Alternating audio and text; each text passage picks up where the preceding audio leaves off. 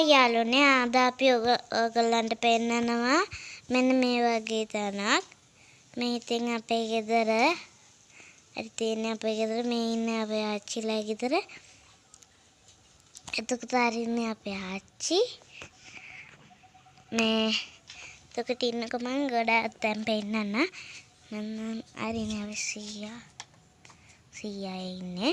එතකොට මේ තියෙන ලස්සන ගස් කොළන් අපේ. එතකොට මේ ආච්චි නෝ දැන් මේ ඉන්නේ අපේ බල්ලෝ දෙන්න. මේ ඉන්නේ ආච්චිලා බල්ලෝ දෙන්න. මේ දැක්කද ආච්චිලා බල්ලෝ දෙන්න. මෙයාගේ නම ටීනා. මෙයාගේ නම ටීනා.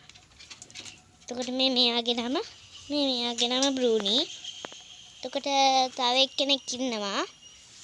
බූල් පිරිච්ච එක්කෙනෙක්. මේ ඉන්නේ අපේ පැන්ඩා.